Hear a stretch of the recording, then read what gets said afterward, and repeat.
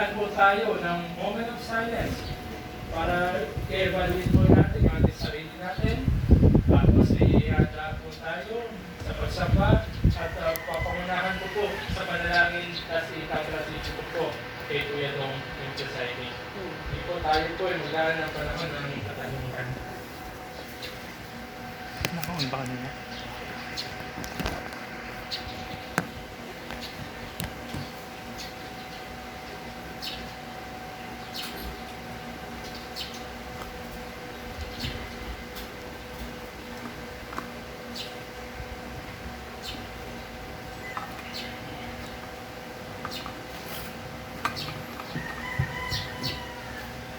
Tayo po'y manalangin.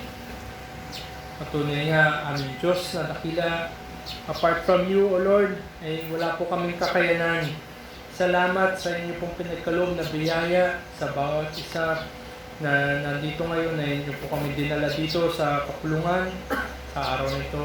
Salamat din sa inyo pong paggawa ng pananampalataya sa mga nasa inyo na kami ngayon merong kagalakan sa araw ng panambahan na tunay ng kapahingahan na aming mga kaluluwa. Salamat sa napakagandang pribileyo na ito na kayo nga po'y sambahin, luwalhatiin, dakilain. Hiningi namin, Panginoon, na inyo po kami samahan sa bawat aspeto at bawat tuktok ng aming gawain, lalo na rin po sa oras na ito, at tunay nga na lahat ng kaluwalhatian ay sa inyo lamang. Hiningi rin namin, Panginoon, inyo pong pagsama sa mga gagamitin niyo po ng mga kalalakihan sa pangunguna sa aming kongregasyon, at ganun din ay maihanda kami to encounter you through your word. Lord, may we truly offer a worship that is pleasing aroma and acceptable sa inyo pong harapan. Nawa Panginoon, kayo lamang rin ang matakila sa lahat. Ito po aming dalangin sa ngalan ni Jesus. Amen. Kuya Dong.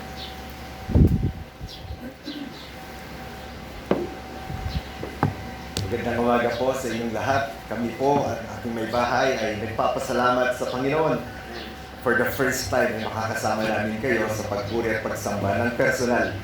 Bagamat baka hindi nyo lang nalalaman, magkakasama tayo tuwing Lord's Day na nagpupuri at sumasamba sa Panginoon. At nakamamangha na isipin na bahagi tayo ng isang malawakang papuri sa ating Panginoon sa araw na to.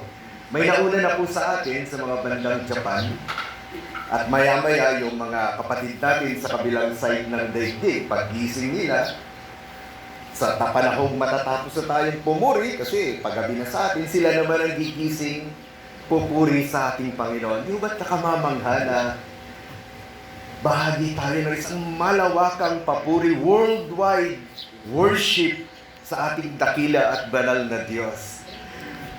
Purihin tunay ang ating Panginoon. At kami po'y nagagalak na ngayon, in person, ay kasama namin kayo sa pagpuri at pagsamba sa ating Panginoon. Isang malaking privilege po. Imagine, pupuri tayo sa Panginoon, dakila at banal na Diyos. Sino ho ba tayo?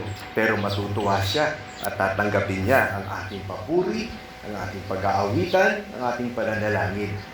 Isang nakamamanghang biyaya na binibigay ng ating Panginoon.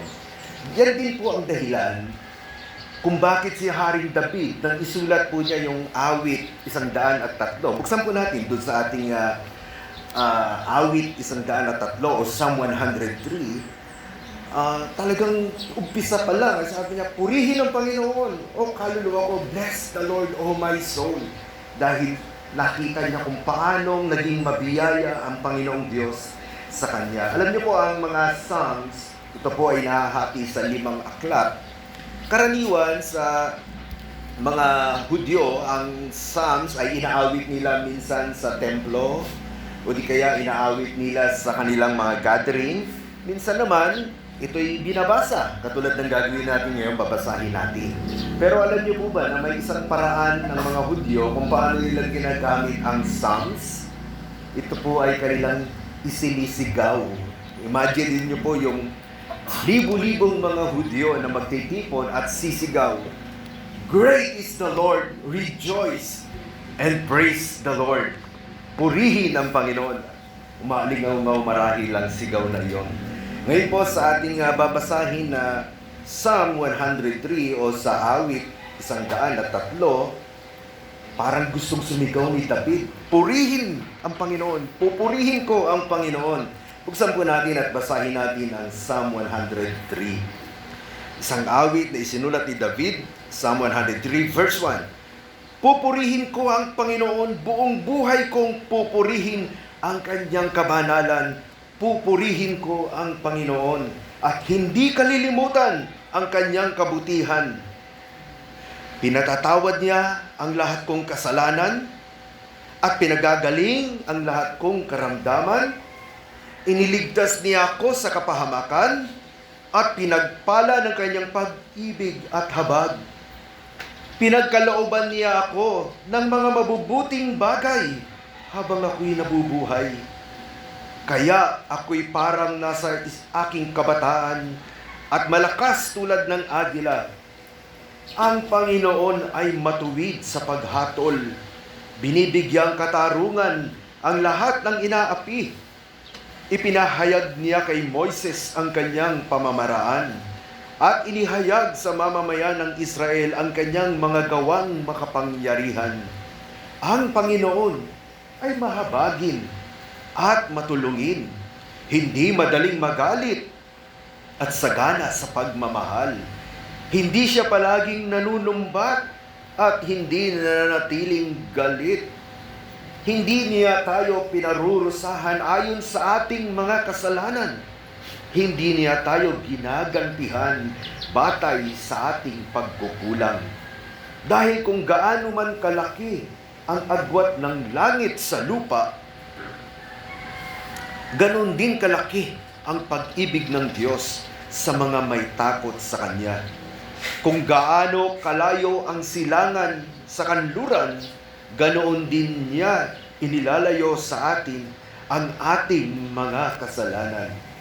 Kung paanong ang Ama ay mahahabag sa kanyang mga anak, ganoon din ang pagkahabag ng Panginoon sa mga may takot sa Kanya, sapagkat alam niya ang ating kahinaan.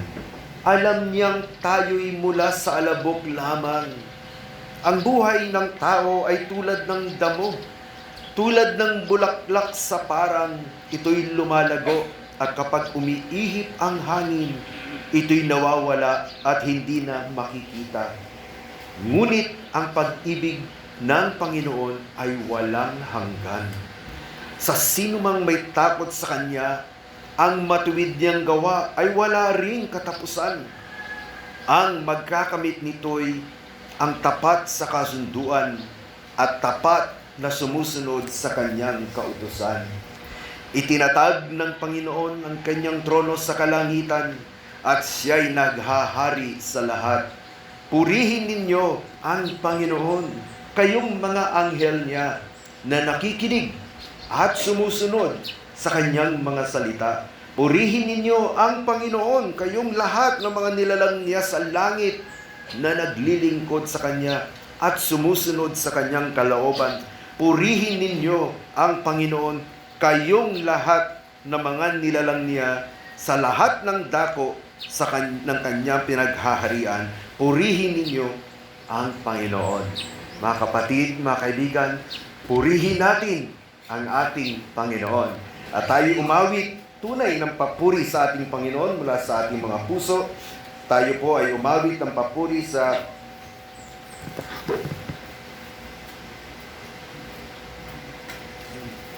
awitin natin ang hymn number 10 sa Trinity Hymn. Meron naman po tayo dito. Tayo po'y tumayo ng papuri, ng umawit ng papuri sa ating Panginoon. Tumayo po tayo at awitin natin ang hymno na ito na kung saan ay nagsasabing, "Oh, my soul, bless the Lord thy Maker." Tayo po umawit.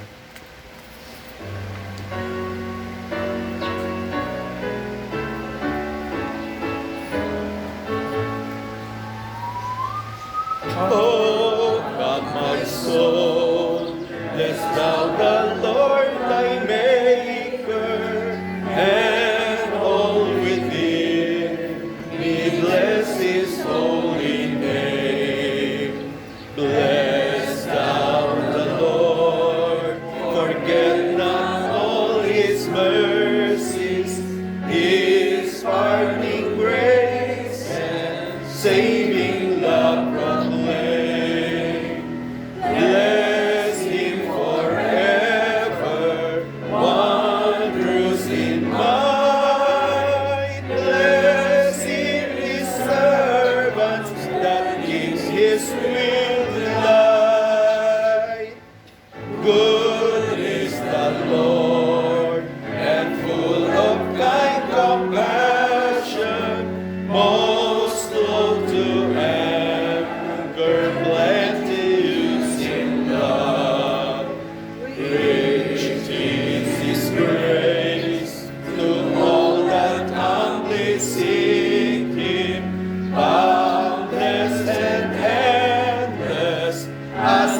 heavens above. Bless him forever, wondrous in might. Bless him, his servants, that in his will delight. His love is like a father's to his children, tender and kind to all who fear his name. For well he knows our weakness and our frailty. He knows that we are, thus he knows our frame. Bless him forever, wondrous in might. Bless him, his servants, that in his will delight. With faith and die, like flowers that grow in beauty, like tender grass that soon will disappear. But evermore, the love of God is changeless, still shown to those who look to him in fear. Bless him forever, wondrous in might. Bless him, his servants, that in his will delight.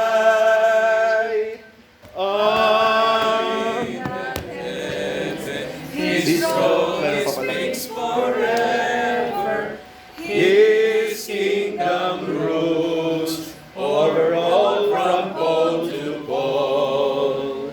Bless ye the Lord through all his wide dominion. Bless his most holy name, O thou my soul. Bless him forever, wondrous in might. Bless him, his servants, that in his will delight.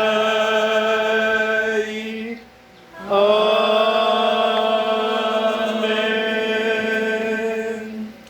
Tayo po'y pumuri sa pamagitan ng ating pananalangin. Tayo po'y manalangin. Tunay dakila at banal na Diyos, kami ay nagpupuri sa inyo sapagkat tunay na ikaw ay mabuti at mahabaging Diyos sa amin. We deserve nothing good from you. Sa kabila ng lahat, Panginoong aming Diyos, ay ikaw ang nagbigay ng pusong mananampalataya sa bawat isang umaawit ngayong umagang ito sa inyong harapan ng papuri at bless the Lord, O my soul. Ito'y hindi namin kayang gawin kung hindi ka nahabag sa amin, Panginoong aming Diyos. Ikaw ay dakila na nakaluklok sa inyong trono, banal. Kami naman ay makasalanan, mga nilikha lamang mula sa alabok. Inyong kinahabagan, binigyan ng pusong laman, binigyan ng pananampalataya sa aming mga puso. At ngayon, Panginoong aming Diyos, ay nag-aalay ng pagsamba sa isang dakila at banal na Diyos. Isang nakamamanghang bagay, Panginoong aming Diyos, na kung aming iisipin na ang Diyos na katulad mo ay magagalak at tatanggap ng aming papuri, ng aming pagsamba mula sa amin ng mga hindi perpektong mga nilalang at maraming kapintasan at maraming mga limitasyon, and yet ang dakilang Diyos na nahabag sa amin ay nagagalak na tumanggap ng papuri mula sa amin dahil sa aming Panginoong Jesus. Tunay, Panginoong aming Diyos, inaalala po namin tunay ang inyong kadakilaan. Ikaw ay nakaupo sa inyong trono, Panginoong aming Diyos, at patuloy na namamahala at nagbibigay ng inyong kapasyahan ng lahat ng kaganapan sa mundo. Tunay, Panginoong aming Diyos, isang comfort sa amin na kapag tumingin kami sa aming kapaligirang magulo, kapaligiran na kung saan ang bawat isa, Panginoong aming Diyos, ay tila baga walang sapat na patutunguhan o walang katiyakan sa kinabukasan, isang dakilang comfort sa amin that ang aming Diyos na pinanampalatayaan at sinasamba ngayon ay nakaupo sa kanyang trono. Ikaw lamang, Panginoong aming Diyos, ang tunay na karapat-dapat purihin at sambahin. At maraming salamat na ikaw ay patuloy na naghahari, nakaupo sa inyong trono, at ang inyong kalooban ang nagaganap at magaganap ngayon at sa magpawalang hanggan. Purihin ka sa pangalan ng Panginoong Jesus. Amen. Tayo po ay makakaupo na. At tayo po ay babasa ng ating bagong tipan. At tayo ay nandun na po sa John 14 o sa ika-14 na kapitulo o chapter ng aklat o ebanghelyo ayon kay Juan. Alam niyo po yung ebanghelyo ayon kay Juan ay ang huling ebanghelyong naisulat sa pagtataya po ng mga scholar. Ito po ay naisulat sa pagitan ng AD 80 hanggang AD 100. Sa panahon ito'y matandang-matanda na po si Apostol Juan. At ang isa sa mga layunin kung bakit isinulat ni Apostol Juan ang kanyang ebanghelyo ay upang labanan po ang mga maling pagtuturo na kumakalat noon sa iglesia. Imaginin po ninyo ang ganitong sitwasyon na kinalalagyan po nila noon. Marami na pong namatay sa mga apostoles. Marami nang namatay doon sa original na disipulo na tinuruan personal ng ating Panginoon ng mga panahon na ito. Ibig sabihin po, yung pong mga taong testigo, nakakita, nakarinig, at nakapiling ang ating Panginoong Jesus, nauubos na. Subalit, sa kabila po nito, ang Kristyanismo ng panahong isulat po ito ay lumaganap, kumakalat, malawak at marami na po ang nananampalataya doon sa tinatawag nilang the way o yung daan. At doon nga po sa Antioch ay tinukso yung mga taong yun at tinawag silang mga Kristiyani.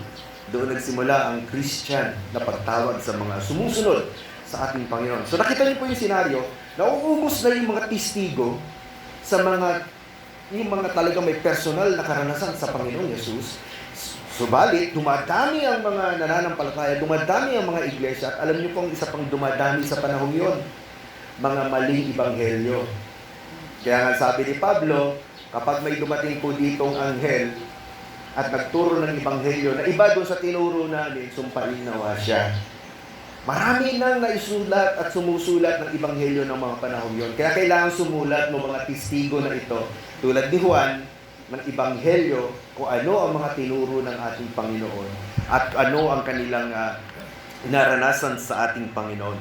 Kaya doon po sa unang-unang verse pa lang ng Juan, kasi ang isa sa mga kumakalat na kamalian noon ay ang Panginoong Jesus daw ay wala naman siya hindi siya nag-exist before Mary.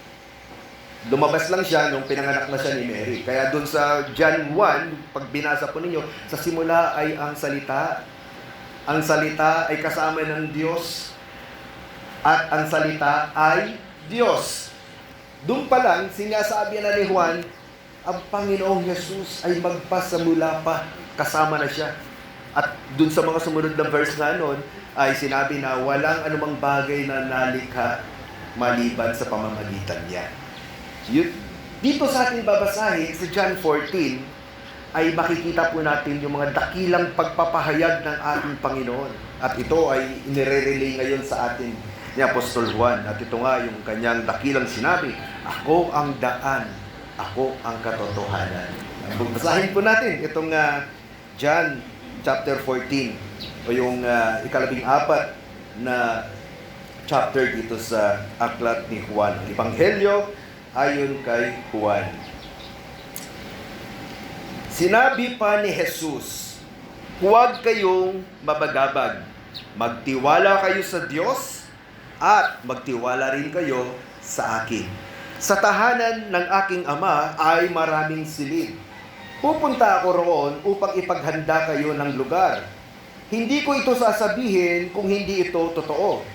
Kapag naroroon na ako at naipaghanda na kayo ng lugar, babalik ako at isasama kayo upang kung saan ako naroroon ay naroroon din kayo. At alam nyo na ang daan papunta sa pupuntahan ko. Sinabi ni Tomas sa kanya, Panginoon, hindi po namin alam kung saan kayo pupunta. Paano po namin malalaman ang daan? Sinagot siya ni Jesus, Ako ang daan, ang katotohanan, at ang buhay. Walang makakarating sa Ama kung hindi sa pamamagitan ko. Kung kilala niyo ako, kilala niyo rin ang aking Ama. At ngayon nga, ay nakikilala at nakikita niyo na siya. Sinabi ni Felipe sa kanya, Panginoon, ipakita niyo po sa amin ang Ama. At sapat na yun sa amin. Sumagot si Jesus, Felipe, ang tagal na nating magkasama, hindi mo pa rin ba ako nakikilala?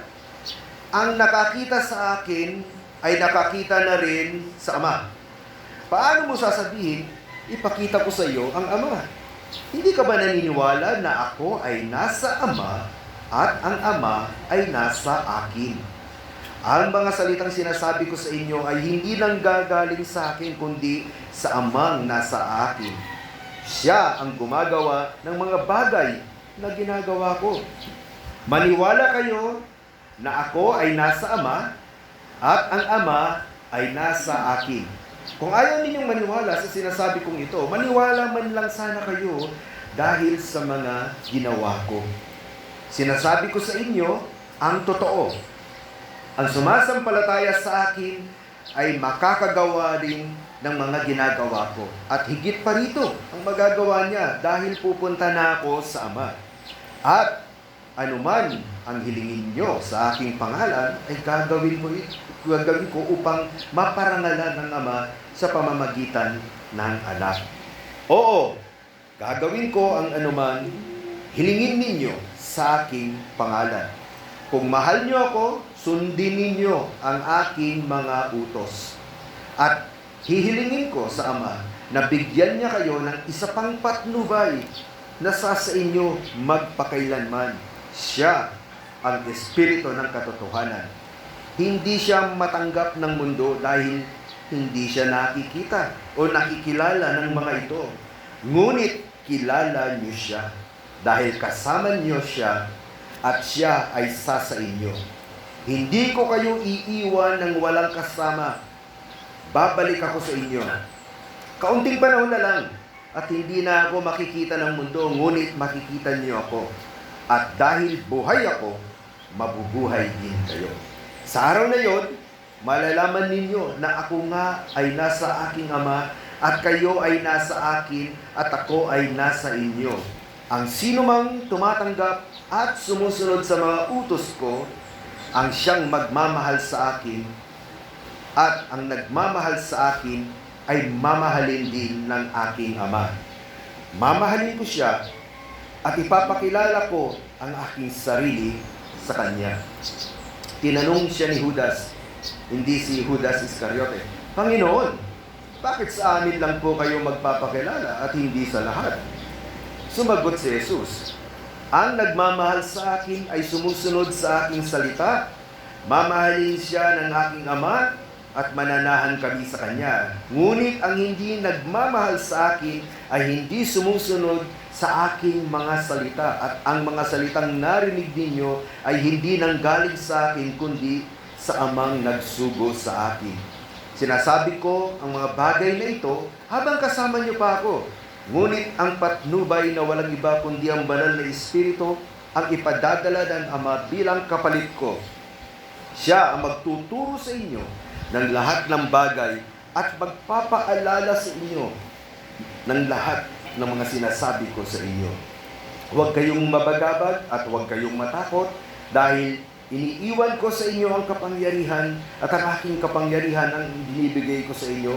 Hindi ito katulad ng kapayapaang ibinibigay ng mundo. Narinig niyo ang sinasabi ko na aalis ako at ako'y babalik din sa inyo. Kung mahal niyo ako, ikasisiyan ninyo ang pagpunta ko sa Ama. Dahil mas dakila ang Ama kaysa akin. Sinasabi ko ito sa inyo bago pa man mangyari upang sumampalataya kayo kapag nangyari na ito. Hindi na ako magsasalita ng matagal dahil darating na ang naghahari sa mundong ito. Wala siyang kapangyarihan sa akin, ngunit upang malaman ng lahat na mahal ko ang aking Ama, ginagawa ko ang iniutos niya sa akin. Halina kayo, umalis na tayo rito. Imagine po ninyo, ang kausap po dito ng ating Panginoong Hesus ay ang kanyang mga disipulo lamang. Exclusive po ito na meeting. Private. At ito ang sinasabi ng Panginoon sa atin.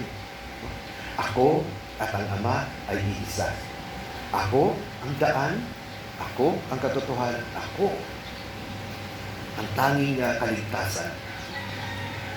Kung gusto ninyong sumunod sa akin, gawin ninyo ang aking mga sinasabi, ang aking mga inuutos, sapagkat hindi galing sa akin o galing yun sa Ama. Imagine po ninyo na ang kausap po niya ay mga devout na mga Hudyo, sumusunod sa kautusan ni Moises upang sa kanilang pangarap na tunay na kaligtasan. Pero alam na po ng mga Hudyo sa panahon ito, hindi nila kayang sundin ang batas. Hindi nila kayang sundin ang lahat ng kautusan. And therefore, walang kaligtasan. Tapos sasabihin ng Panginoon sa iyo, ako ang daan, ako ang katotohanan, ako ang buhay, manampalataya ka sa akin. Sumunod ka sa sinasabi ko. At may insurance pa ang Panginoon. Pag umalis ako, papadala ko ang banal na Espiritu. Ganun po kadakila ang ating Panginoong Hesus. Ganun kadakila ang ating kaligtasan na ibinigay niya sa atin. Complete package from end to end. Purihin po natin siya muli sa pamamagitan ng ating awitan. Buksan naman natin ngayon ang ating mga...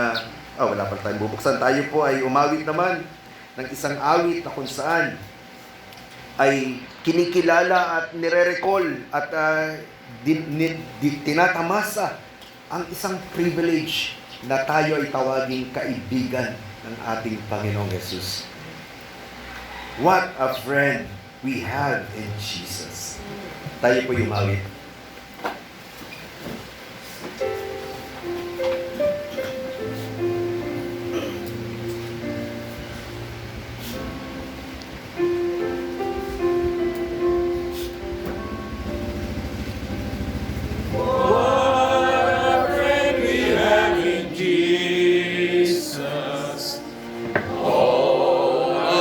And brings to bear.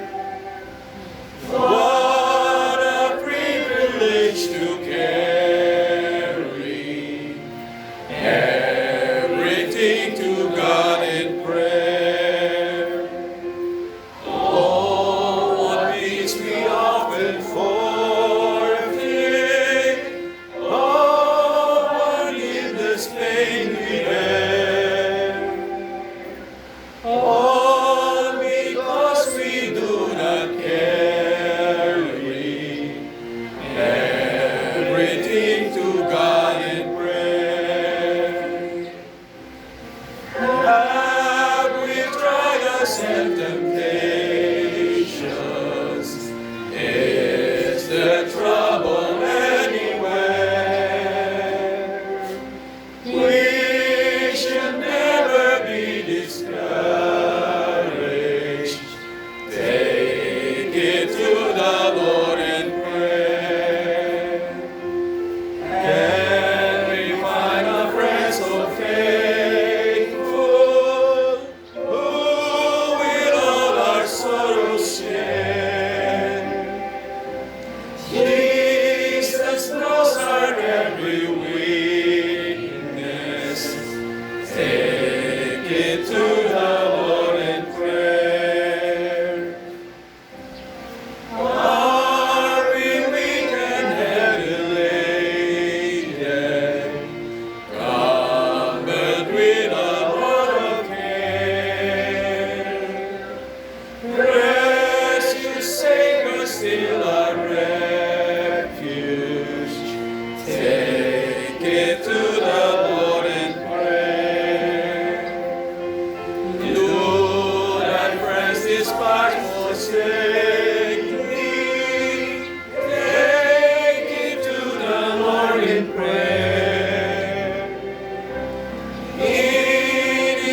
hearts will take and shielding. Thou wilt find us solace there. Manatili po tayo nakatayo para sa ating panalangin. Pangunan natin, Brother Audrey. Tayo manalangin. Totoo nga, Panginoon, nasa kabila na Ikaw ay Panginoon namin, ginawa mo kaming kaibigan. Kaya kami nakalalapit sa iyo ngayon. Kaya kami nakasasamba. Hindi mo itinaas ang iyong sarili sa aming harapan, bagamat kami ay patuloy na nagiging mataas, Panginoon, at sumusuway sa iyo. Ibinaba mo ang iyong sarili. Naging tao ka, nagkatawang tao ka para sa amin, Panginoon, para sa aming kasalanan. Kaya lahat ng ito ay pasalamat namin sa iyo. Kami narito ngayon, Panginoon, iningatan ninyo sa loob ng isang taon, sa isang taon na nakalipas, iningatan nyo sa isang linggong nakalipas. Aharap kami muli sa isang taon na kung saan alam po namin, Panginoon, kayo ay Diyos namin hindi nagbabago. Mag-iingat sa amin, Panginoon. Nagkakalinga sa amin, gumagabay sa amin. Iyon ang aming pag-asa muli sa aming pagharap sa taong ito. Kaya pasalamat ang aming bigkas at hindi namin mailalarawan ang iyong pagmamahal sa amin, ang iyong pagkalinga sa amin. Yes. Ang kaligtasan na ibinigay mo sa amin sa pamamagitan ng iyong ebanghelyo. Kaya narito kami at katagpuin nyo kami bilang ang iglesia, bilang iyong mga tao, Panginoon. At maging mabisa muli ang pangangaral na aming mapapakinggan. At maging sandata ito sa aming pakikibaka sa mundong ito na nahulog sa kasalanan. Kaya sa maghapon, Panginoon, Ikaw ang aming maging isip. Alisin niyo ang anumang mga disturbances sa aming mga kaisipan, Panginoon. Kayo ang maging sentro ng aming pagsamba sa maghapon na ito, Panginoon. At tama aming pag-aawitan, patuloy mong bigyan ng galak ang aming puso. At luwalhati ang mabigkas habang kami umaawit ng mga papuri at pasasalamat mula sa iyong sa mga awit na ito, Panginoon. Kaya pasalamat, papuri, ang luwalhati ay sa iyo. Sa tanging pangalan na aming Panginoon Kristo. Amen. Amen. Maupo na po tayo. Pero bago po natin tawagin ang ating kapatid na si Brother Giro para sa pangangaral ng mensahe ng ating Panginoon, ihanda natin patuloy ang ating sarili at ito naman sa pamamagitan ng pag-awit ng hymn number 718.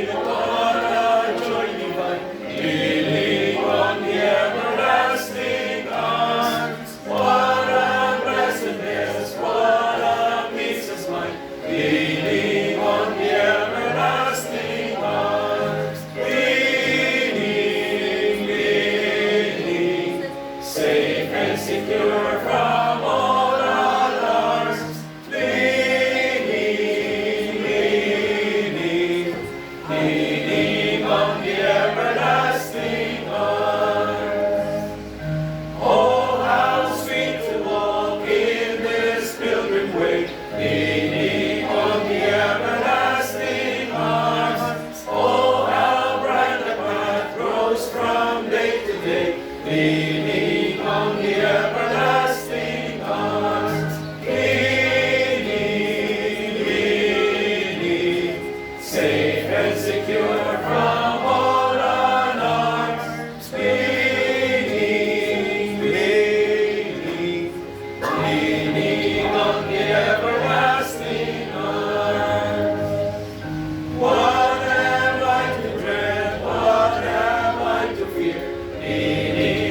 the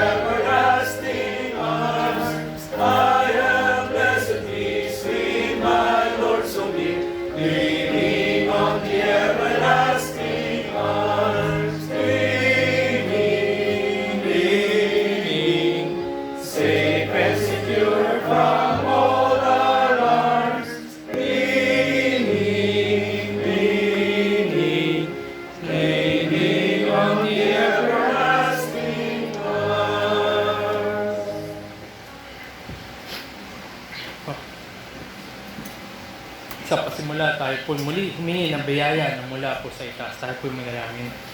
Aming Diyos na dakila, muli kami ay humingi ng inyo pong pagbibiyaya sa amin sa oras na ito. Nawa, Panginoon, ay katagpuin niyo kami.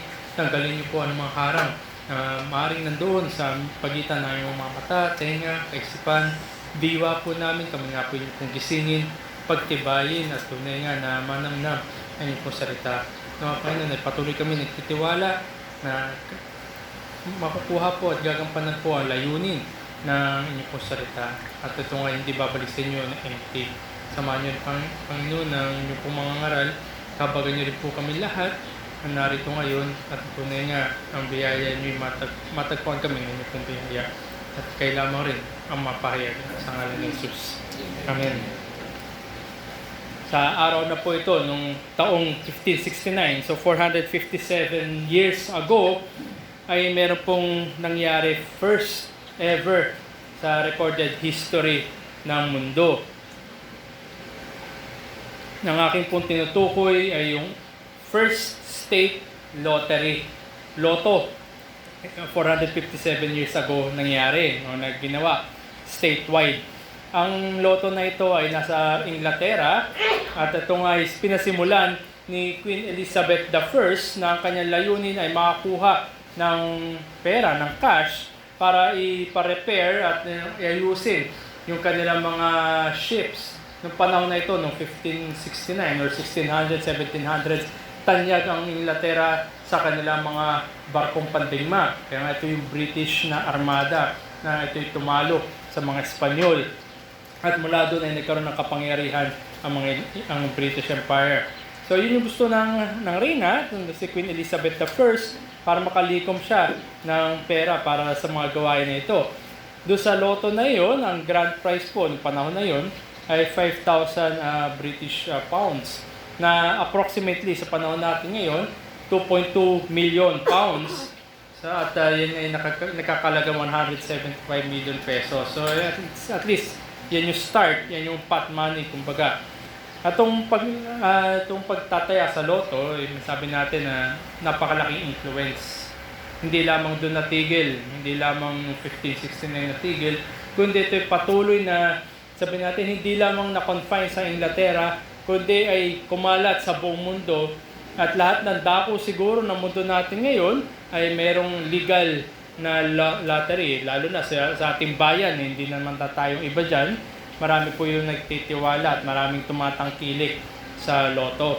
Ang epekto po ng Lotto sa mga tao ay sabihin natin twofold. Sa isang banda, para doon sa mga tumataya sa Lotto, although hindi ako nag-a-advocate ng pagtaya ng Lotto, para sa mga tumataya sa Lotto, ay nabibigay na sabihin natin ng hope na baka pala rin para sa iba. At yung iba naman ay na-entertain. No?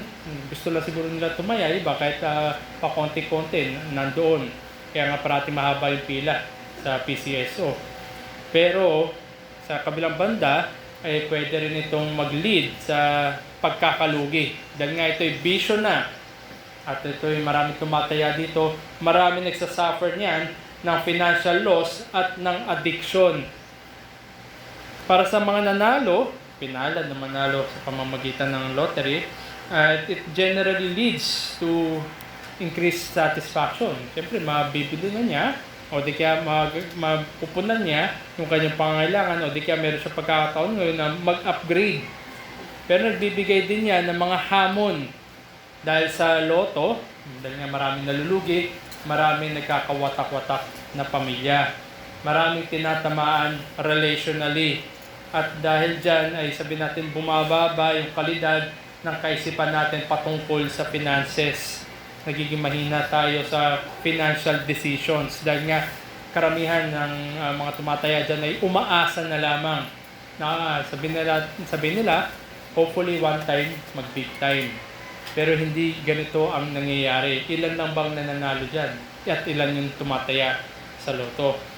Na kung saan nagsimula ito na something of a fundraising ng panahon na sa Inglaterra, ngayon ay naging nangang bisyo at milyon at hindi man siguro bilyon na yung natali dito sa bisyo ng Lotto na ito. And one thing is certain, marami dito yung masabi natin na ini-entertain yung kaisipan na baka nga sakali manalo, baka may pinapangako na pera ang loto, may mensahe na pinapahayag, meron pa nga mga patalastas na nakakatulong daw. Di ba yung mga tinataya ay nakakatulong para sa mga kababayan. Ito yung mga bagay na mensahe ng lottery. At yan, mga bagay na yan ay to the detriment. At kaya sabihin natin pagpapababa, downfall ng rational thinking ng kaisipan. It is a downward trend, leaving nothing but wasted resources and opportunities. Nawalan ng pagkakataon, nawalan siguro, no? Dahil isinugal na doon sa loto. Sayang. Pero ang isang mensahe, napagkamat gano'n yung mensahe ng loto, meron isang mensahe na hindi lamang kailan lang nagsimula, kundi nung simula pa. At ang mensahe na ito yung opposite na pinapangako ng loto. Ang pangako at ang mensahe na pinapahayag ng Ebanghelyo ay tunay niyang kumikilos. At kinikilos niya ang mga tao na tumatanggap dito mula sa isang estado na walang pananampalataya tungo sa estado ng pananampalataya. Moving people from unbelief to belief. And it also works na ipakita niyo yung opposite side ng Ebanghelyo ay pinapakita kung saan ba talaga kumakapit ang mga tao. Ina-expose nito yung puso ng mga tao at pinapakita rin kung paano yung iba ay tunay ang minahal nila ang kanilang kasalanan kaysa sa kaligtasan. So ito'y twofold. Same way kung paano yung mga mensahe ng loto, pero ang Ebanghelyo ay mas may dakilang paggawa, nililigtas sa isang tao magpawalang hanggan. At ito rin yung makikita natin sa ating pagbubulay-bulayan ngayon sa umaga na ito, sa ating pagpapatuloy na ating serye sa 1 Thessalonians. Ay narito na po tayo sa chapter 2 at sa umaga na ito ay babasahin ko na lamang po yung part ng ating teksto, yung verses 13, 14, 15, and 16. At dito tayo magko-concentrate. Basahin ko lamang po yung verses 13 to 16 dito sa 1 Thessalonians chapter 2 sa ating pagpapatuloy na ating serye. At kami ay patuloy na nagpapasalamat sa Diyos na nang inyong tanggapin ang salita ng Diyos na inyong narinig sa amin ay inyong tinanggap iyon hindi bilang salita ng mga tao, kundi ayon sa katotohanan ay bilang salita ng Diyos na gumagawa naman sa inyo na sumasampalataya. Sapagkat kayo mga kapatid ay naging tagatulad ng mga iglesia ng Diyos kay Kristo Jesus na nasa Judea. Sapagkat nagdusa din naman kayo ng mga gayong bagay mula sa inyong sariling mga kababayan, gaya naman nila sa mga Hudyo. Sila ang pumatay sa Panginoon Jesus at sa mga propeta, at kami ay kanilang pinalayas. Sila ay hindi nagbigay lugod sa Diyos at sinalungat ang lahat ng mga tao. At pinagbawalan kami magsalita sa mga hentil upang maligtas ang mga ito, Kaya kanilang pinupunong lagi ang kanilang mga kasalanan. Ngunit dumating sa kanila ang puot ng Diyos hanggat sa katapusan. Ito po yung ating verses to concentrate sa umaga na ito. Alalahanin po natin si Apostol Pablo ay nagpapasalamat, dinadakila niya ang Diyos, talagang pinupuri niya ang Diyos dahil sa gawa ng Diyos dito sa mga mananampalataya sa Thessalonica. Kung titignan natin sa chapter 1 verse 3, binanggit doon, ang inyong gawa mula sa pananampalataya, pagpapagal sa pag-ibig at katatagan ng pag-asa sa ating Panginoong Kristo. So ito yung gawa ng Diyos sa mga taga-Thessalonica. Kung titingnan natin parang triad. Nandun yung gawa mula sa pananampalataya, pagpapagal sa pag-ibig at katatagan ng pag-asa. Na ang lahat ng iyan sa mga binago ng Diyos ay matatagpuan.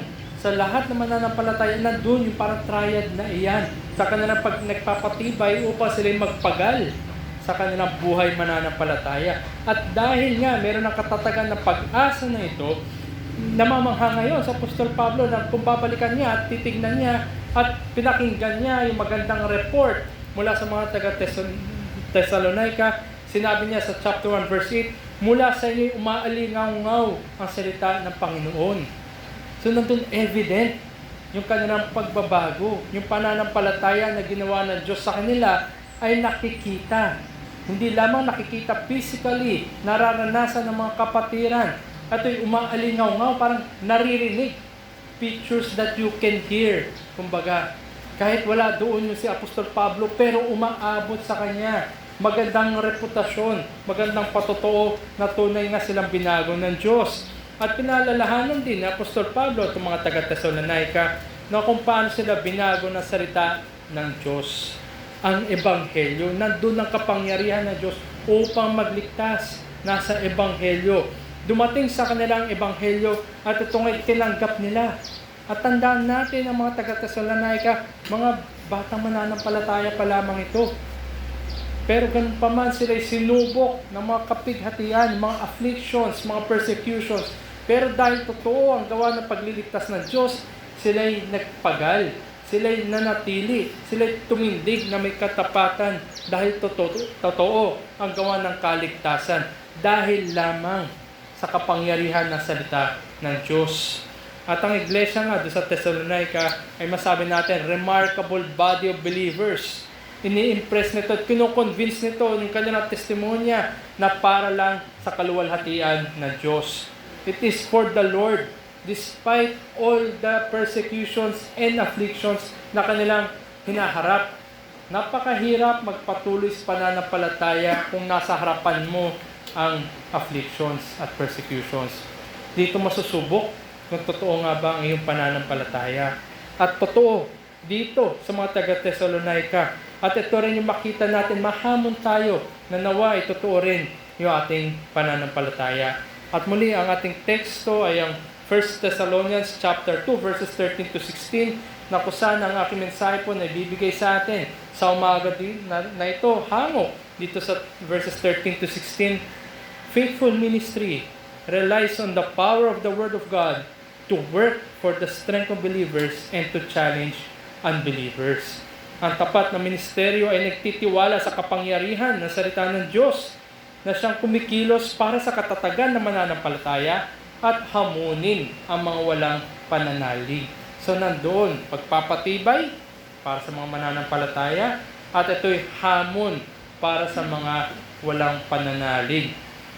Ang mundo po natin ngayon, lalo na yung contemporary Christianity at tinutukoy, sila ay nagmamataas sa dami ng kanilang supposed converts. Bilang, numbers, ito yung kanilang laro na ginagawa. Nagparamihan sila, ilan na ba ang convert mo kapatid? Ilan ba yung mga nagbautismohan sa inyo? Meron pa nga dumadating na siguro, meron mga monthly report pa kung ilan yung mga nabago o yung mga nadagdag ng miyembro. At ang nakakalungkot rin dito, dahil sa mga converts na ito, paramihan ng convert, ay natutuon ngayon sa kanilang leader. Convert ako ni ganito. Convert ako ni ganyan. Yung mga favorite na mga ngaral nila, nakatuon din doon. At sa pamamaraan nila ng pagpapatanggap sa mga makasalanan, the credit falls on the soul winner. Doon sa nagpatanggap, doon sa makasalanan. Sa kanya ngayon napupunta yung credit. At siya rin, sa kanya rin kung ilan yung dami ng mga napatanggap niya. Parang isipin natin, nasa opisina. Parang meron tayong key performance indicator. Kung sino yung mahusay, siya yung mapopromote. Siguro ganito yung nangyayari at hindi malayo na paramihan na nga dahil numbers game na nga ang meron sa contemporary Christianity. So makakarinig tayo ng mga testimonya, lalo na mga high profile na mga tao. Minsan nga sinisingit pa sa worship service, artista, nagbibigay na kanyang patotoo ng kapahayagan. Maaaring siguro convincing panahon na yon yung kanyang kapahayagan ng pananampalataya, pero hindi magtatagal, o di kaya along the way, providential ng Diyos, makikita natin, mababalitaan natin. Wala naman yata tila nagbago. Nagbago lang yung kanyang kasikatan siguro. Pero sa pananaw natin, yung kanyang pananampalataya ay hindi totoo. Ano man, gaano man kasincere yung kanyang pagpapahayag ng pananampalataya niya at that time, ito ay short-lived lamang.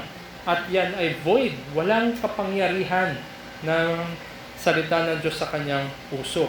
And in some cases, masabi natin, it would be better be honest. Mas maganda maging honest na lang tayo sa harapan ng mga tao, maging honest na lang tayo sa ating sarili, at maging honest na lamang rin tayo sa harapan ng Diyos, kaysa sabihin natin na binago nga tayo ng Diyos pero hindi naman nakikita sa ating buhay.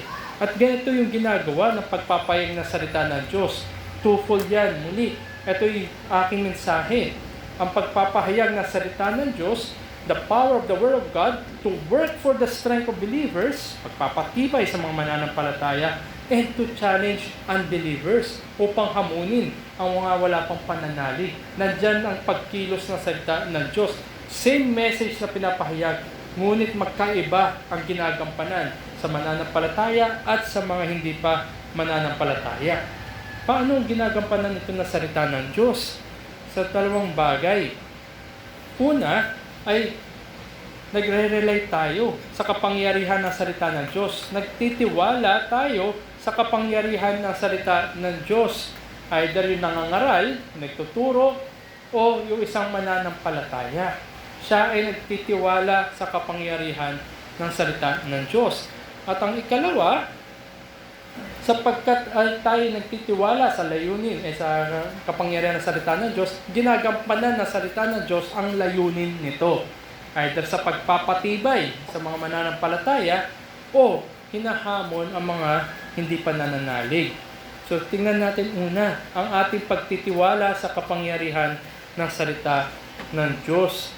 Sinimula ni Apostol Pablo sa verse 13 nang binanggit niya, at kami ay patuloy na nagpapasalamat sa Diyos na nang inyong tanggapin ng salita ng Diyos, na inyong narinig sa amin, ay inyong tinanggap iyon hindi bilang salita ng mga tao, kundi iyon ay katotohanan, ay bilang salita ng Diyos na gumagawa naman sa inyo na sumampalataya.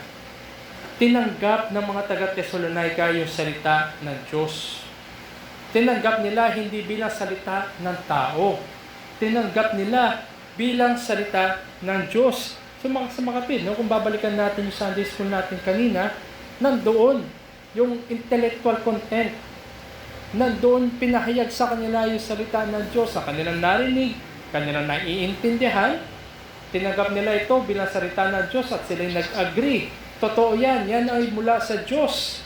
At hindi yan mula kala Apostol Pablo lamang. At sila'y sumampalataya, sila'y binago. Dahil sila ngayon na-persuade ng katotohanan ng salita ng Diyos. Ito yung chief conviction na nakita sa mga mananampalataya sa Thessalonica. Tinanggap nila ang salita. Siyempre, galing kay Apostol Pablo yun na kanya pinahayag. Pero hindi natigil doon. Hindi natigil bilang salita ng tao lamang. Ito ay salita ng Diyos. As it is the Word of God. Ang pinahayag ni Apostol Pablo, bagamat siya ay instrumento, siya ay naging mouthpiece ng Diyos sa kapayagan ng Ebanghelyo, ang lumabas sa kanyang mga labi ay ang salita ng Diyos. At ano yung ginawa ng salita ng Diyos? Na gumawa naman sa inyo na sumampalataya. Yun ang impact ng kapangyarihan ng salita ng Diyos. Tinanggap na may pananampalataya at sa pamamaraan ng pananampalataya, na ang pananampalataya na ito'y biyaya lamang ng Diyos, upang sila makatanggap ng salita ng Diyos.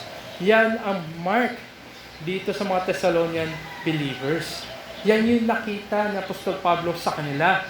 At yan din yung pinatotohanan ng mga karatig na lugar ng kanilang mga, sabihin natin, kababayan, kasama sa society. Nakita sila binago. At ito nga yung umalingaw-ngaw na umabot kila Apostol Pablo.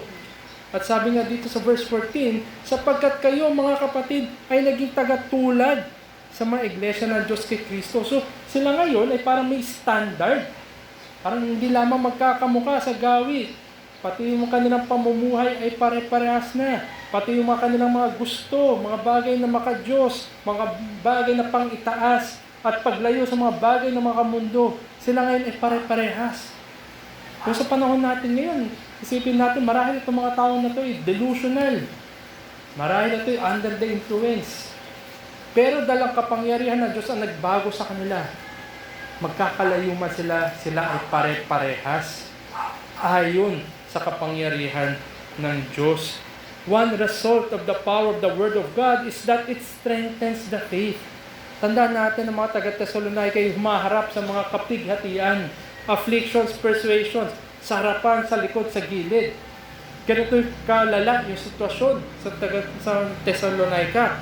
Pero ganun pa man, sila pinagpapatibay. Ang kanilang pananampalataya ay lalo pang lumalalim, lalo pang lumalago, lalo pang tumitibay, lumalaki.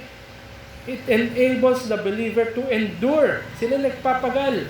Sila nagpa-persevere sa harapan ng mga hardships na ito. Ganito yung gawa ng salita ng Diyos. At kung ang kaligtasan nga natin ay gawa ng Diyos, ang pananampalataya ay biyaya lamang ng Diyos. Kung lahat na ito ay mula sa Diyos, ang Diyos din yung mangangalaga sa atin. Kahit sa harapan ng mga hamon sa pananampalataya at sa buhay.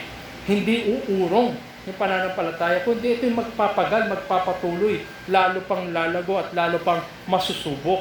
At lalo pang makikita na ito yung totoo. Sa Pastor Pablo, kilala naman niya kung sino siya, yung kanyang sarili. Paul knew how it was.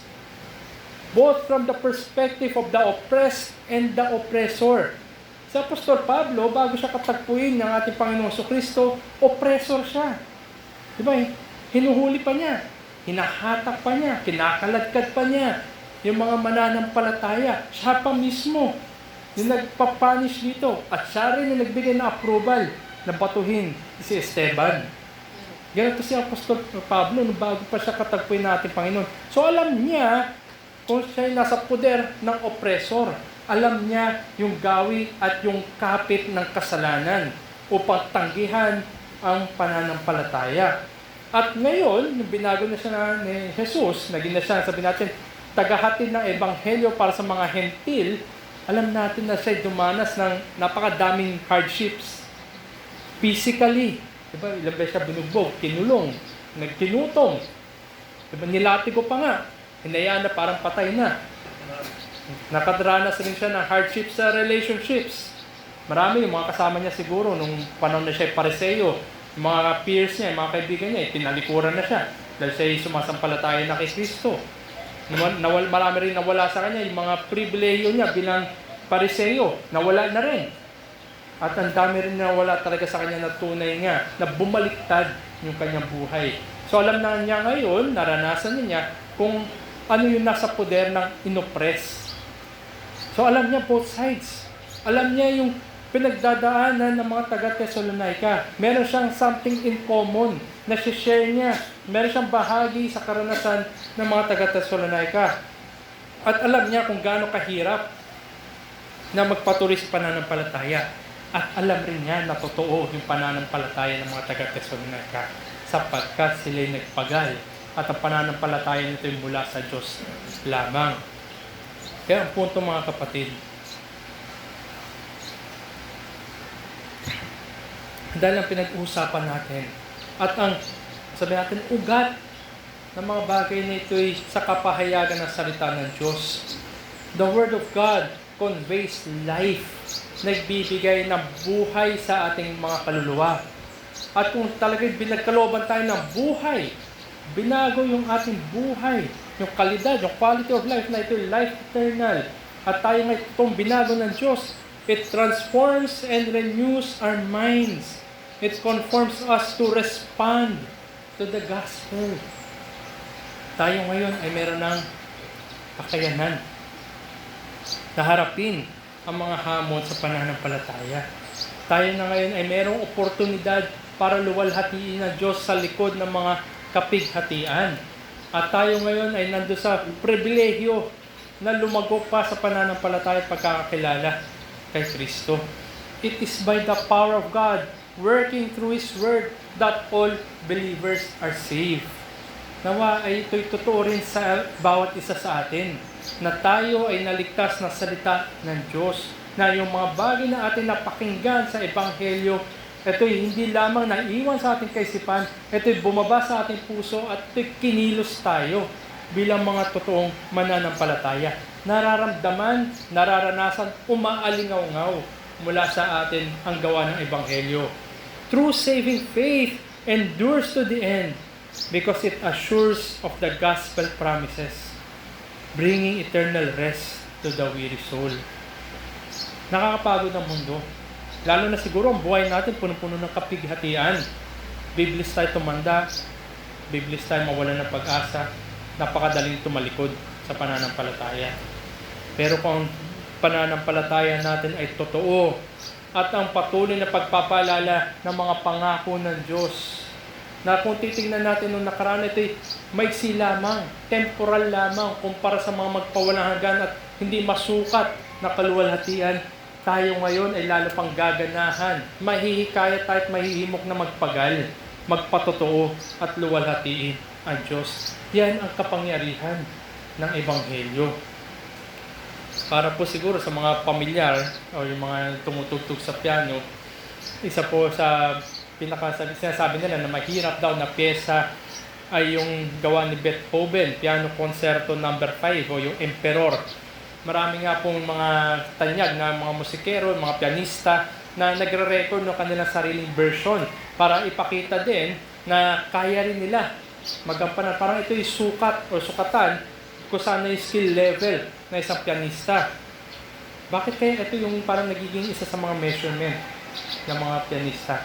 Sapagkat tinatanaw nila na kung naggampanan nila o natugtog nila na maayos, umabot na sila dun sa level na iyon. Pero tandaan natin, bagamat ito yung pyesa lang, nandun yung mga notes, no? Nandun yung mga everything. A musical piece would only remain as it is until it is played in the piano.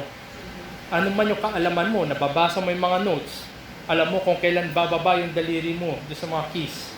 Yan, kaalaman lamang until na ikaw na mismo yung tumugtog. That is why it is very competent pianists. Nirecord nila, parang sabi natin, practical application ng kanilang kaalaman. Ganito rin ang Ebanghelyo, mga kaibigan. Hindi yan naiiwan sa mga kataga, hindi yan naiiwan sa aklat, hindi yan naiiwan sa ating isipan, kundi yan ay bumababa sa practical application. Yan ay nakikita sa buhay natin. Gaano man yung kalawak ng alam natin sa mga doktrina, gaano man kalalim yung alam natin sa salita ng Diyos, kung hindi yan tumatawid sa ating buhay, papel lang yan. Mga kataga lang yan. At pagdating ng huling araw, mas mabigat na kahatulan sa iyo yan. The Word of God may be understood grammatically. Nababasa natin, naririnig natin, naunawaan naman natin nakalagay. Ma-appreciate natin yung styles, lalo na sa mga tula, sa mga awit. Maaaring nandun yung appreciation natin. Maaaring mamangha tayo sa historicity. Sipin natin, ang tagal na sinulat ng salita ng Diyos, ilan yung may akda, ilan iba-iba yung sitwasyon, pero isa yung kwento. Maaaring mamangha tayo sa aspeto na yan. Pero ganun pa man, tanging ang kapangyarihan lang ng Diyos ang magbabago sa atin upang ang makasalanan ay makita natin ang tunay na layunin ng salita ng Diyos. At kung tayo ay binago ng salita ng Diyos, makikita rin sa atin ang isang buhay na lumalakad sa buhay ng pananampalataya. Nagpapagal, lumalago, lumalalim, at lalo pang nagmamahal sa Diyos at sa mga kapatiran. It is only by the power of God for us to know God and experience God savingly and to reflect God for His glory. Kaya maging babala sa atin, mga kapatid. Huwag tayong lumagay sa poder ng, sabi natin, yung mga cult of personality. May mga personalidad na sila lamang yung tinatanaw natin. Ina-ascribe natin na sila yung nagbago sa atin. Huwag natin ibigay sa kanila ang kaluwalhatian. Kundi ang makita natin ay ang ating mapagpagal, mapagbiyaya, mahabagin at tunay na mapuno ng pag-ibig na Diyos. Kagaya ng Apostol Pablo, Paul made it clear that it is the Word of God that did its thing sa mga taga-Thessalonica. Ang salita ng Diyos ang nagbago sa kanila. Hindi inako ni Apostol Pablo na ako'y nagbago sa inyo. Kundi ang salita ng Diyos ang nagbago sa kanila. It is the triune God at work even in the individual and personal salvation of unbelievers. Tinransform sila tungo bilang mananampalataya. Salvation is of the Lord, constantly and consistently. Ito rin yung sinasabi na salita ng Diyos mula sa umpisa hanggang sa huli na ang kaligtasan ay nasa Diyos at ito ay hindi bungad ng anuman pagsisikap ng tao. It is not by the will of any man or even in the combined will of men. Kaya nga ang tugon dito ng Apostol Pablo sa verse 13, at kami ay patuloy na nagpapasalamat sa Diyos. Binabalik sa Diyos ang papuri, pasasalamat, pagluluwalhati sapagkat ang Diyos ang nagbago sa mga makasalanan. Hindi sila, dahil kung sila lamang, ba't sila magpapasalamat sa Diyos? Maaari siguro sabihin nila magpasalamat sa Diyos, pero lip service na lamang. Pero ang sila Apostol Pablo ay totoo at tunay at patuloy na nagpapasalamat sa Diyos. Ito yung kanyang tugon na nakita niya, yung pagbabago ng mga taga-Thessalonica. It is witnessing the power of God, the Word of God in action. Calling sinners to faith in believing and receiving the gospel. Kaya rin, maging babala din muli. Kung meron tayong kapabayaan, kung nine-neglect natin yung salita ng Diyos, siguro wag naman ay makita sa atin na okay na ako, naligtas na ako. Naintindihan ko naman dati. Pero sa pang-araw-araw na buhay ko, nane-neglect ko yung salita ng Diyos. Naway hindi ganito makita sa atin. Neglecting to glean, yung basahin, i-open natin. Lalo na ngayon, out of comfort, nasa cellphone na yung mga Biblia. Kung hindi pa rin natin magampanan ito parang ang hirap isipin. Isang mananampalataya, walang pagmamahal o hindi gusto na basahin ang salita ng Diyos. Neglecting to glean in the Word of God on a consistent, regular basis brings folly. Kamangmangan ang ginagawa nito sa ating puso at sa ating isipan. Nagre-regress tayo kumbaga. Kung mahal natin ang salita ng Diyos, nakikita natin yung kagandahan ng salita ng Diyos. Ito ngayon, sabihin natin, gasolina para sa buhay mananampalataya. Then all the more na dapat natin namnamin ang salita araw-araw. Kung tayo nag-regress, kung tayo parang pabalik, no? Ang ating mga kaluluwa ay parang nawawalan din ng kulay. Nawawalan ng lasa, nagiging bland. Naging, sabihin natin, walang lasa yung ating buhay. Hindi rin nakikita sa ating pamumuhay. Kasi parang wala naman tayong pinagkaiba. Nawawala na yung distinction ng mananampalataya na nagpapayag lang ng kanyang pananampalataya sa mga tao na nasa mundo. At kung hindi tayo pinagpapatibay na salita ng Diyos at mga kasangkapan ng biyaya na binibigay sa atin, para tayo naglalakad na nakatingkayad. Para tayong naglalakad na nakatingkayad, naglalakad pa sa lubid. Isang mali ay pupunta na tayo sa kaliwa o sa kanan. Kaya napakahalaga na araw-araw natin namnamin, basahin, balikan ang salita ng Diyos. Dahil yan ngayon nagpapatibay sa pananampalataya, sinasariwa tayo ng mga pangako ng Diyos. Pinapalalahanan tayo kung sino tayo at sino ang Diyos. At lalo pa tayo inilalapit sa ating Panginoon. The Word of God must be a prized possession for the believer as it was given to us from God. Ganito mo ba tinatanong kapatid na salita ng Diyos ay mula sa Diyos o ito mula sa tao lamang? Ang salita, ang Biblia ba ay totoong mula sa salita ng Diyos? Everything, every verse, every word is breathed out by the power of God. O kung nasa isipan mo lamang, ayan ay sinulat ng mga tao lamang. Yan ay masusubok tayo kung saan ba at paano ba natin tinatanaw ang salita ng Diyos. At sa oras na mababaw ang tingin natin sa salita ng Diyos, ating pamumuhay ay susunod din bilang mababaw at sinasabi lamang natin na tayo ay mananampalataya. Kamusta ba yung mga daily devotions natin, mga kapatid? How do we apply the Word of God practically in everyday life? Yan ba'y naiiwan lang sa tuwing umaga, binabasa natin at disconnected na yung buhay natin for the rest of the hours of the day? Did some dispositions toward reality change? May pagbabago ba yung pananaw natin sa mundo? O wala pa rin? Nag-iba ba yung moralidad natin? O binabago lamang natin yung ating sarili?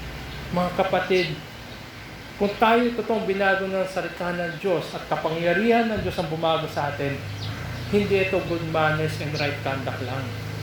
Kundi ito may totoong pagbabago sa kaluluwa na nakapagliligtas. Hindi ito ipakitang gilas, hindi ito pakitang bambait, at lalo-lalo na hindi ito pakitang katanggap-tanggap sa harapan ng Diyos. Kung kaya ganito sumasalalay lamang tayo, nagtitiwala tayo sa kapangyarihan ng salita ng Diyos, sapagkat, ikalawa, ginagampanan ng salita ng Diyos ang layunin nito. Walang dagdag. Hindi tayo nag-i-insert na sarili nating kagagawan, kundi ang salita ng Diyos, ginagampanan nito ang layunin nito. Si Apostol Pablo, nung binago siya, nung tinatagpo siya ng ating Panginoon, patapos siya nabuhay muli, Paul himself shared in the suffering of the body of Christ. Nang sa ganun ay kanyang mga mata, kanyang kaisipan ay nabuksan, nakita niya ngayon na siya ay totoong walang pag-asa, siya ay makasalanan, siya kahatulan lamang dapat. Ngunit binago siya ng Diyos, nagbago talaga yung kanyang pananaw. Meron na siya ngayong pag-asa, meron na siya totoong kapayapaan na kahit subukin ng mga hamon. Kung kaya ito yung pagbabago, in-achieve ng salita ng Diyos, in-achieve ng ating Panginoon yung layunin niya kay Apostol Pablo. At ito nga rin yung sinabi niya sa verse 15. Ninanarrate niya ngayon, dinidescribe niya kung ano yung gawin ng mga walang pananalig, yung mga hindi mananampalataya. Pinipersecute nila those who proclaim the gospel. Nagiging silang harang ngayon, obstacle na para hindi umabot ang ebanghelyo sa mga tao. Persecuting those who proclaim the gospel such that some might be saved. Tandaan natin, ang motibo ni Apostol Pablo ay maipahayag ang ebanghelyo sa mga hindi pa mananampalataya. Siya ngayon, sabi natin, grand missionary. Nagpapahayag siya ng ebanghelyo upang may maligtas. At ganoon din yung layunin ng mga kasama niya dito sa missionary journey nila sa taga-Thessalonica. Ang concern ni Apostol Pablo ay yung mga kaluluwa ng mga taga-Thessalonica. Ngunit sinabi dito ni Apostol Pablo na merong mga humaharang. Ito mga walang pananalig na ito. Sila nga, sabi dito, sila ang pumatay sa Panginoong Jesus at sa mga propeta. At kami ay kanilang pinalayas. Sila ay hindi nagbibigay lugod sa Diyos at sinasalungat ang lahat ng mga tao. Pure evil, tutusin. Ayaw na nga nila mailigtas. Ayaw nila marinig ng mga taong ebanghelyo. Sila ay kumukontra, pinapahirapan pa ang nagpapahayag. At ganoon ay sinabi ng Apostol Pablo sa verse 16, dumating sa kanila ang poot ng Diyos hanggang katapusan. Nakakatakot para sa sino man na humaharang sa salita ng Diyos. Ito'y kahindik-hindik na kalagayan. Pinalalahanan ni Apostol Pablo sa kanila na ang salita ng Diyos ay kumikilos sa mga nakarinig at ito rin ay kumikilos sa mga kumukontra. The very proclamation of the Word of God exposes unbelief. Hindi lamang ito walang pananalig, kundi para sa iba parang minamak pa nila. Nagigipa sila kasangkapan ng demonyo. Pero ganun pa man, yung gawain na yan ay kahatulan. And perhaps above all men, si Apostol Pablo mismo, siya ang nakaranas niyan. Tandaan natin, siya ay taga-usig dati. Paul knew God's saving graces. Inisnat siya mula sa kahatulan. Bagamat dati siya rin ay nag-iipon ng puot ng Diyos. Pero siya kinahabagan. Alam niya ang isang tao na pinatawad sa napakalaking kasalanan. Sabi nga niya, siya ay chiefest of all sinners. At siya nga rin may pinakamataas na estado, pero ganun pa man sabi niya, yan mga walang halaga. Yan ay dumi, yan ay walang timbang. Nakuha niya si Jesucristo na siyang tanging pakinabang. Alam niya, Apostol Pablo yung sinasabi niya. At alam niya yung kanyang naranasan. At ganun siya kinikilos upang maipahayag ang ebanghelyo sa mga wala pa kay Kristo. At ganun din nawa yung dalangin niya para sa mga umuusig sa pananampalataya. Na naway sila kahabagan din at magaya din kay Apostol Pablo. Kaya ang punto mga kapatid, ang tapat na ministeryo ng salita ng Diyos at ang mga tapat na ministro ay nagbibigay ng kaluguran sa Diyos. It pleases God when sinners receive His word in the midst of trials. The faithful gives their thanksgiving to God for allowing sinners to accept the gospel. Hindi kilanman ang isang mananampalataya nagiging harang sa ebanghelyo. Kundi pagko sila'y nagpapasalamat pa Kasama sila na may kagalakan kung merong binago ng Ebanghelyo. Kung merong nagpapahayag ng Ebanghelyo, kasama sila sa kagalakan na iyon. Kasama sila sa pagpapanalangin na iyon. At kasama sila sa panalangin na kahabagan ang mga nakadinig ng salita ng Diyos. Since the Word of God is God's good news of salvation through Jesus, hindering the faithful proclamation of His Word brings forth judgment. Kahatulan. Naway, kaibigan, hindi ka matagpuan sa araw na iyon na nandoon ka, nag-iipon din. At sa huling araw, pagharap mo sa Panginoon, ay bit mo yung mga inipon na kasalanan na yan. Hindi nagkukulang ang gawain dito sa pagpapahayag ng Ebanghelyo. Kada linggo, pinapahayag si Jesucristo bilang tagapagligtas ang pangangailangan natin ng tagapagligtas at ang mga pangako ng Ebanghelyo. Nawa ay ito'y hindi mo bitbitin bilang kahatulan sa iyo. Nasa totoong mananampalataya na binago ng Diyos bungad ng kapahayagan ng Ebanghelyo. Bagamat siya ay naglalakad patungo sa huling araw niya, siya ay lalo pang nalalapit sa magpawalang hanggan. Sapagkat wala na ang katulan sa Kanya. Nawa ay magkaroon ka ng banal na inggit, kaibigan, kung wala ka pa kay Kristo. Maaring hindi ka hostile o hindi ka anti, hindi ka against sa pagpapayag ng Ebanghelyo, pero ikay nagpapatuloy pa rin sa iyong kasalanan at kawalan ng pananalig. Parehas lang yan. Pagdating sa huling araw, nandun pa rin ang naipon na puot ng Diyos. It may seem comfortable to proclaim. Sabihin mo na ikay mananampalataya, externally. Pero panloob mo'y unti-unti mo iniinom ang puot ng Diyos internally. Naway hindi ka ganito at hindi ka matagpuan na ganito. Nawa makita sa atin ay nandun tayo in alignment sa kapahayagan ng salita ng Ebanghelyo. Nandun rin tayo, nakasama tayo sa layunin ng Ebanghelyo sa pagpapalagana, paghahayag ng ating Panginoon Jesucristo para sa kaligtasan. We set ourselves against God. Nalalo pa natin makita na siya lamang ang ating pangangailangan sa harapan ng mga kasalanan. O kontento ba tayo na sinabi natin na tayo nanampalataya na dati, pero hindi tayo nagpapatuloy? O kontento ka ba na hayaan mo na iba, bahala sila, kasalanan nila yan? Nawa hindi tayo matagpuan ng ganito mga kapatid. Even when the Word of God accomplishes its purpose, are we that person who closes the windows and shuts the doors of opportunity for salvation? Nawa hindi tayo ganito mga kapatid. Tayo ay dapat kasama, bagamat nanatili tayo at nagtitiwala tayo sa kapangyarihan lamang ng salita ng Diyos, at alam natin na ina-accomplish na salita ng Diyos ang layunin nito, naway matagpuan tayo na kasama sa layunin na iyon, sa pagpapahayag, sa pamumuhay, sa panalangin para sa mga wala pa kay Kristo. Ito yung makita nawa sa atin. Not acknowledging the Scriptures as the Word of God, but merely treating it as a word of men, yan ay opposition. Nawa ito yung makita sa atin at tinanggap natin na tunay nga salita ng Diyos ay Kanyang salita. Huwag tayong maging balakid sa mga makakatanggap na salita ng Diyos. Huwag tayong maging harang sa pagpapahayag na salita ng Diyos.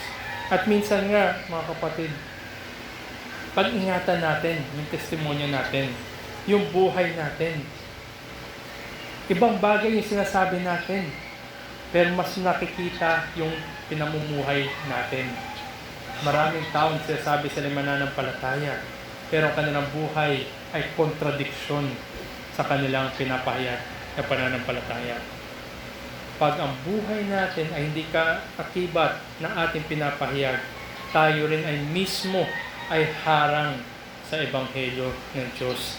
Wrath has come to us. Nag-iipon lamang tayo ng puot ng Diyos habang comfortably sinasabi natin sa mundong ibabaw na tayo ay nakikristo. Isang nakakalungkot na araw na darating na malalaman na lamang natin si kapatid so and so ay nandun pala sa kabilang dako. Kahabagan tayo, mga kapatid. At bilang pagtatapos, Ang salita ng Diyos ay pinapahayag ang puot ng Diyos sa kasalanan. Nandoon ang anino ng kahatulan sa bawat isa makasalanan. At hindi tayo exempted doon. Makasalanan din tayo. Nandun din yung anino ng kahatulan sa atin. Pero tayo'y kinahabagan. Huwag mo kailanman pagyabang, huwag mo kailanman sabihin kung paano mo inabot ang biyaya ng Diyos. Yan ay binigay lamang sa atin. Isipin na lamang natin mga kaibigan, mga kapatid. Pagdating natin sa harapan ng Diyos, ipagyayabang natin, nakita mo yung postura ko, Diyos. O Panginoon, nakita mo yung postura ko, paano ko tinanggap yung salita ng Diyos. Diretso pa yung aking kamay. Huwag nawa tayo makita ng ganun. Ang totoong mananampalataya na tumanggap ng biyaya ng Diyos, siya'y mananatili sa biyaya ng pagpapakababa. Humility. The Word of God declares the holy wrath on sin and any na pagmamatas. Ano man yung pagmamatas, yan ay kasalanan. At para sa mga wala pa kay Kristo, kung hindi mo pa rin nakikita ang pangailangan ng kaligtasan, ikaw pa rin ay nananatili sa kahatulan na yan. Pinapahayag sa atin linggo-linggo ang pag-asa sa Ebanghelyo na tanging si Yesu Kristo lamang ang gumanap ng mga bagay na kailangan natin na nire-require sa atin. Perfection sa obedience sa batas ng Diyos. Na kailanman na hindi natin kaya. At hindi lamang yun, siya na rin yung nagbayad sana sa mga requirements na dapat na tayo magbabayad. At alalahanin mong pinapahayag dito kada linggo, the Word of God, it offers salvation to anyone who believes the Word of God. Nawa ay huwag mo nang pagpaliban. At tayo bilang mga magkakapatid sa pananampalataya, we pray without ceasing for those who are not yet in Christ. Let us always be rejoicing and thanking God for those who are being saved, for those who receive the gospel as the Word of God. Continue to plead and beg God for mercy for those who are against the gospel. Ito yung pinakita ni Apostol Pablo sa episode na ito. Na bagamat meron mga kontra, nandun pa rin yung kanyang kagustuhan na pati sila mismo ay maligtas. Na sila mismo maging kagaya ni Apostol Pablo na nakita at natagpuan si Kristo. No one is beyond the saving grace of God. Huwag tayong mapanghinaan ng loob. Huwag tayong mawalan ng pag-asa mga kapatid. Patuloy natin ipahayag ang Ebanghelyo. Patuloy tayong mamuhay ayon sa Ebanghelyo. At naway umalingaw-ngaw sa iba ang bunga ng Ebanghelyo sa atin. At kung ikaw ay wala pa kay Kristo, kagaya ng sinabi dito ng Apostol Pablo, kagaya kayo ng mga Hudyo, ng mga nakaraan. Refusal to hear and angered when you listen to gospel proclamation. Ano may iwan sa iyo ay ang kahatulan. Walang neutral ground sa harapan ng Diyos. Walang safe na lugar. It is either you are in Christ, sa buhay magpawalang hanggan, o wala ka kay Kristo, sa kahatulan rin na magpawalang hanggan. There is only safe haven and hostile environment. Wala pong safe place, wala pong neutral ground sa pagitan. Kaya ang panawagan ng Ebanghelyo na pinapahayag, at nakita niyo rin na nabasa rin natin ang katotohanan na ginawa ng salita ng Diyos sa mga taga-Thessalonica. Nawa ang panalangin namin sa mga wala pa kay Kristo ay sila rin, ay kayo rin, ay tumakbo rin patungo sa ating Panginoon. At kagaya din ng bunga sa mga taga-Thessalonica, baguhin nawa tayong lahat para sa kaluwalhatian ng Diyos. Tayo po'y magtapos sa panalangin. Muli aming Diyos, nagpapasalamat kami sa kapahayagan na ito, na tunay nga nakita malingaw-ngaw nung panahon na ito at hanggang sa panahon namin ngayon. Nakita namin kung paano kayo nagliligtas, bunga na inyong salita. Na tunay nga ito'y kapangyarihan sa lahat ng nililigtas. At ito po'y totoo sa amin, maging totoo sa amin at makita totoo sa amin. At ito rin ang dalangin namin sa mga wala pa po sa inyo, na sila rin ay inyong pong kahabagan at maranasan rin nila ang kapangyarihan na inyong pong salita. Kaya nawa Panginoon, kahabagan niyo po ang mga wala pa po sa inyo. Biyayaan niyo po ang mga nasa inyo na upang lalo pa maging masigasig sa pagpapatotoo sa pagpapahayag at sa pamumuhay para sa inyong kaluguran. Ito po ang aming dalangin sa ngalan ni Jesus. Amen. Tayo po ay tumayo at umawit tayo ng tugon ng isang himno ayon sa ating napag-aralan. Ang himno po na awitin natin ay yung Wonderful Words of Life na sinabi niya doon, Words of life and beauty, teach me faith and duty. Kung totoo nga kumilos ang salita ng Diyos sa atin, na tayo ay binago ng Diyos, na ito'y kumikilos ayon sa layunin nito at pinagtibay ang ating pananampalataya, nandoon kikilusin rin tayo to faith and duty. Yan ay nakikita, umaalingawaw, at evident na totoo ang God glorifying sa atin. Awitin natin ang Wonderful Words of Life.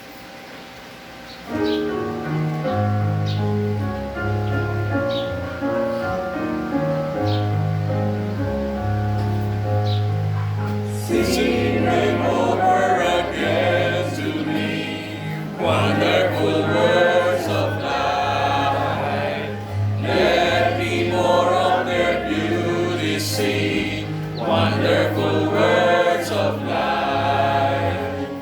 Words of life and beauty, teach me faith and duty, beautiful words, wonderful words, wonderful words of life. Beautiful words, wonderful words, wonderful words of life. Christ the Blessed One gives to all, wonderful words of life. Sinner, listen to the loving call, wonderful words of life. All so freely given, moving us to heaven. Beautiful words, wonderful words, wonderful words of life.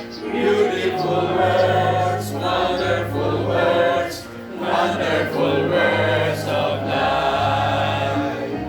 Sweetly echo the gospel call, wonderful words of life. Offer pardon and peace to all, wonderful words of life.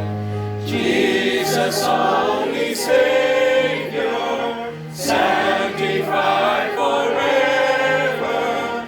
Beautiful words, wonderful words, wonderful words of life. Beautiful words, wonderful words, wonderful words of life.